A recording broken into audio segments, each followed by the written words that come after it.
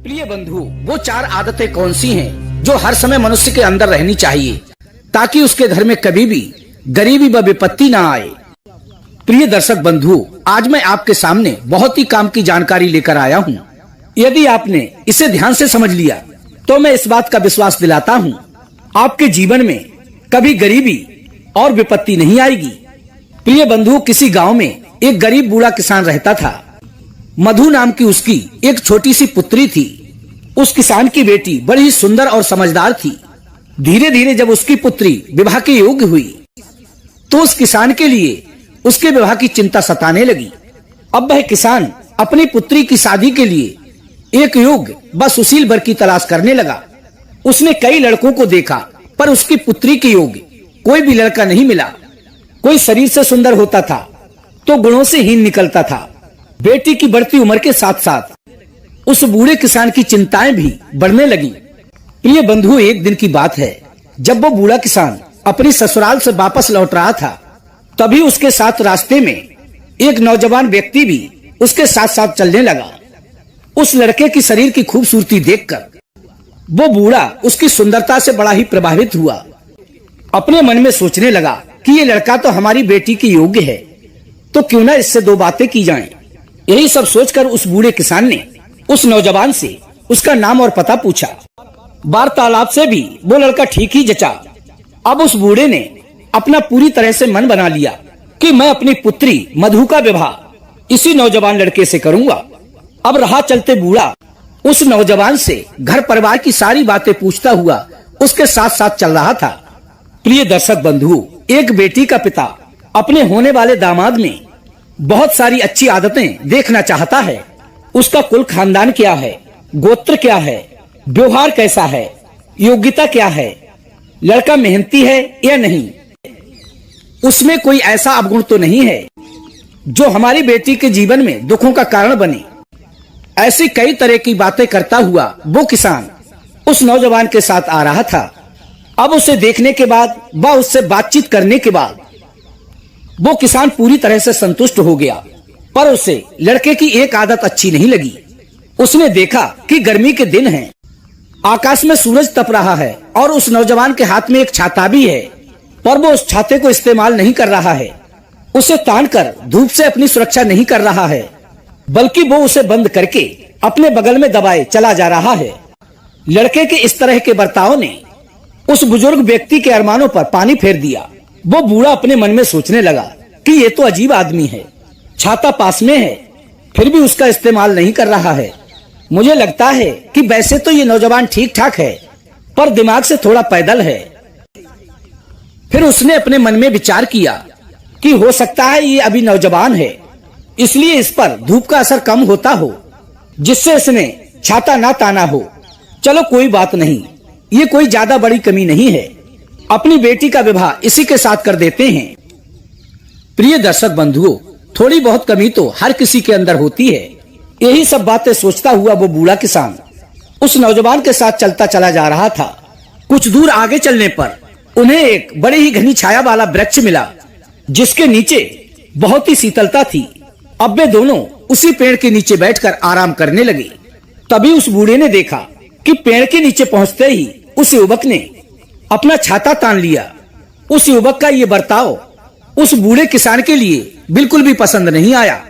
अब वो अपने मन में सोचने लगा, जहाँ छाता तानने की आवश्यकता थी वहां तो इस लड़के ने छाता ताना नहीं, और जहाँ छाते की कोई आवश्यकता ही नहीं है वहां छाता खोलकर बैठ गया है। अब तो मुझे पक्का यकीन हो गया कि इस लड़के में जरूर दिमाग कम है, पर संकोच के चलते उसने उस नौजवान से छाते को लेकर कोई भी बात नहीं की। थोड़ी बहुत देर उस पेड़ के नीचे बैठकर उन दोनों ने विश्राम किया। उसके बाद वे दोनों वहां से आगे के लिए चल दिए। अब चलते चलते वे दोनों एक नदी के किनारे पहुंचे। नदी पार करने का वहां कोई साधन तो था नहीं, उन्हें उस नदी को उसमें घुसकर ही पार करना था। नदी का बहाव कुछ तेज था। तभी बूढ़े ने अपने कपड़े उतारे और तैरकर नदी पार कर ली। लेकिन उस नौजवान युवक ने कपड़े पहने पहने ही नदी पार की। नौजवान की ये हरकत भी उस बूढ़े को बिल्कुल भी हजम नहीं हुई। अब वो बूढ़ा अपने मन में सोचने लगा कि ये लड़का तो बिल्कुल पागल है, इसने तो कपड़े पहने पहने ही नदी पार की है। अब तो मुझे पक्का यकीन हो गया है कि ये लड़का देखने में ही सुंदर है, वैसे तो मूर्ख मालूम पड़ता है। और मैं भी कितना बड़ा मूर्ख हूँ जो इस पागल व्यक्ति के लिए अपनी पुत्री देने का मन में विचार कर रहा था।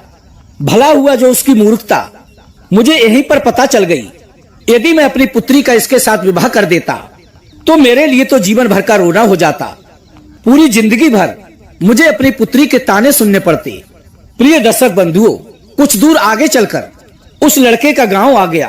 वो अपने गांव की ओर चला गया और वो बूढ़ा किसान अपने गांव की ओर चला गया। पर अपनी पुत्री का विवाह उस नौजवान के साथ करने की बात उसके मन से बिल्कुल ही निकल चुकी थी। और जब वो अपने घर पहुंचा तो उसने अपनी पुत्री के लिए वो सारी बातें बताई जो कि रास्ते में उसके साथ घटित हुई थी। कि हे पुत्री, राह चलते हुए मुझे एक नौजवान मिला। उसकी सुंदरता को देखकर मैं इतना प्रभावित हुआ कि मैंने तुम्हारा विवाह उस नौजवान के साथ करने का मन बना लिया। परंतु कुछ देर बाद मुझे पता चला कि वो लड़का तो बिल्कुल ही पागल है। उसकी हरकतों से मुझे ज्ञात हुआ कि वो तुम्हारे योग्य बिल्कुल भी नहीं है। तभी उस किसान की पुत्री ने पूछा कि हे पिताजी, उस लड़के के बारे में तुम्हें ऐसा क्या पता चला जो कि तुमने अपना फैसला बदल दिया।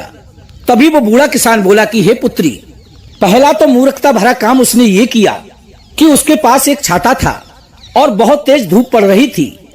पर इतनी तेज धूप में भी उसने अपना छाता नहीं खोला। वो छाते को बंद करके अपने बगल में दबाए चला जा रहा था। फिर आगे चलकर हमें एक बहुत ही घनी छाया वाला वृक्ष मिला और हम दोनों उस वृक्ष के नीचे बैठकर आराम करने लगे। पर वहां पर उसने मूर्खता ये की कि वो धूप में तो छाता बंद करके चल रहा था, लेकिन वहां पहुंचते ही उसने अपना छाता खोल लिया। उसके बाद हे पुत्री, जब हम दोनों नदी के किनारे आए तो मैंने तो अपने कपड़े उतारकर हाथ में पकड़ लिए और तैरकर नदी पार कर ली। पर वो युवक तो नदी में कपड़े पहने पहने ही घुस गया। तब मुझे पूरी तरह से यकीन हो गया कि वो युवक दिमाग से पैदल है और मैंने अपना फैसला बदल दिया। तभी लड़की हंसती हुई बोली कि हे पिताजी, जिस नौजवान को तुम पागल समझ रहे हो वो पागल नहीं था बल्कि बहुत ही बुद्धिमान था। तभी वो बूढ़ा किसान बोला कि हे बेटी, इतने विश्वास के साथ तुम उसे बुद्धिमान कैसे बता सकती हो? उसकी इन हरकतों को देखते हुए तो यही लग रहा था कि वो पागल है। प्रिय दर्शक बंधुओं, तभी उस किसान की पुत्री बताती है कि हे पिताजी, उस लड़के ने जो किया बहुत ही समझदारी से बुद्धिमानी पूर्वक किया। जब वो नौजवान तेज धूप में भी छाता बंद करके चल रहा था, उसमें उसकी ये समझदारी थी कि उसके पास जो छाता होगा वो जरूर ही काले रंग का होगा और वो काला रंग सूर्य की किरणों को अपने अंदर सोखकर और भी उष्ण हो जाता है। अन्य कपड़ों की अपेक्षा काला रंग अधिक गर्मी बनाता है। ऊपर से तेज धूप, ऐसे में उसने छाता इसलिए नहीं ताना कि गर्मी अधिक लगेगी, इसलिए वो छाता बंद करके चल रहा था। यही उसकी समझदारी थी। दूसरी बात, जब वो उस घने वृक्ष के नीचे बैठा तो छाता खोलकर इसलिए बैठा होगा कि घने वृक्ष की छाया भी बहुत ही घनी और शीतल होती है। अक्सर छायादार वृक्ष पर ही बहुत सारे पक्षी बैठते हैं, कहीं कोई पक्षी उसके ऊपर बीट ना कर दे, इसलिए उसने उस वृक्ष के नीचे बैठकर अपना छाता खोल लिया। यहाँ पर भी उसकी अक्लमंदी प्रकट होती है। तीसरी बात, जब वो नदी में कपड़े पहने पहने ही घुस गया, इसका मतलब वो नदी अवश्य ही तेज गति से बह रही होगी। यहाँ पर भी उस लड़के ने अपने दिमाग का इस्तेमाल किया, क्योंकि कहते हैं कि यदि तेज बहाव में कोई व्यक्ति बह जाए और वो कपड़े पहने हो तो नदी किनारे टहलने वाले लोग उसे देखते ही तुरंत निकालने का प्रयास करेंगे। यदि नदी में डूबने वाला निर्वस्त्र है तो लोग देखकर भी उसे मुर्दा समझकर नहीं निकालते हैं। नदी में बहता हुआ व्यक्ति यदि कपड़े पहने हुए हो तो सबका ध्यान एकदम उसकी ओर आकर्षित हो जाता है और हर कोई उसे झट से निकालने का प्रयत्न करता है। काफी दूर तक की सोचकर उस युवक ने कपड़े पहनकर ही नदी पार की। जरूर ही वो नौजवान काफी पढ़ा लिखा और बुद्धिमान है। वो दूर तक की सोचकर चलने वाला है। ऐसा व्यक्ति कभी धोखा नहीं खाता, उसके मार्ग में भी कभी कोई बाधा नहीं आती। दूर तक की सोचकर काम करने वाले व्यक्ति को हानि के अवसर कम ही देखने को मिलते हैं। वो अपनी दूरदर्शिता से सब पता कर लेता है कि उसके मार्ग में क्या बाधा आने वाली है और उसका समाधान क्या होगा। प्रिय दर्शक बंधुओं, अपनी पुत्री के मुख से उस लड़के की प्रशंसा सुनकर वो बूढ़ा पिता बड़ा ही प्रसन्न हुआ और अपने मन में सोचने लगा, यदि ऐसी बात है तब तो वो लड़का अवश्य ही हमारी पुत्री के योग्य है। तभी उसकी बेटी कहने लगी कि हे पिताजी, यदि कोई भी स्त्री पुरुष इन 4 बातों को ध्यान में रख के काम करे तो उसके जीवन में कभी दुखी होने का अवसर नहीं आएगा। वो हमेशा ही समृद्धिशाली रहेगा और सदैव ही विपत्तियों से बचा रहेगा। ये 4 आदतें प्रत्येक स्त्री पुरुष के लिए अपने अंदर अवश्य ही बनाकर रखनी चाहिए। नंबर 1, वो दूर की सोचने वाला हो। किसी काम के नतीजे को काम शुरू करने से पहले ही अपने विवेक से उसके बारे में उसका अच्छा बुरा परिणाम सोच ले। उसके कार्य का परिणाम उसके लिए बहुत ही हितकर होता है। जो अपने भविष्य की सोचकर सावधानी बरतता है उसे जीवन पर्यंत पछताना नहीं पड़ता और कभी भी उसका धन व्यर्थ में खर्च नहीं होता, उसका समय व्यर्थ नष्ट नहीं होता, यहाँ तक कि उसकी मेहनत भी व्यर्थ नहीं जाती। अपने जीवन में आने वाली घटनाओं से पहले ही वो सावधान हो जाता है। और दूसरी आदत मनुष्य को ये बनाकर रखनी चाहिए कि वो कभी भी पराशरी होकर ना रहे, अर्थात दूसरों के अधीन होकर ना रहे। स्वयं को योग्य और सक्षम बनाए, क्योंकि दूसरों के भरोसे बैठे रहने वाला या उन पर आश्रित रहने वाला अक्सर लापरवाह हो जाता है, जिसके कारण उसे किसी न किसी हानि का सामना करना पड़ता है। तीसरी आदत, समय को व्यर्थ में नष्ट ना करें। घूमकर खाली बैठकर व्यर्थ की बातें ना करें। सोकर बाद अपवाद करके अपने समय को व्यर्थ ना गमाएं। हमेशा समय का सदुपयोग करें, क्योंकि समय बड़ा ही कीमती है। चौथी आदत, किसी भी स्त्री पुरुष में काम को टालने की आदत नहीं होनी चाहिए, क्योंकि जो किसी कार्य को टालता रहता है उससे उसकी प्रगति भी टल जाती है और उन्नति के अवसर को भी वो अपने हाथ से गंवा देता है। प्रिय दर्शक बंधु, तभी उस बूढ़े किसान ने सोचा, जैसी बुद्धिमान मेरी पुत्री है वैसा ही बुद्धिमान वो युवक है, दोनों का योग बड़ा ही अच्छा रहेगा। यही सब सोचकर उस बूढ़े किसान ने अपनी पुत्री का विवाह उस नौजवान लड़के से कर दिया। प्रिय दर्शक बंधु, आज की कहानी आपको कैसी लगी? अपनी राय कमेंट बॉक्स में अवश्य देना।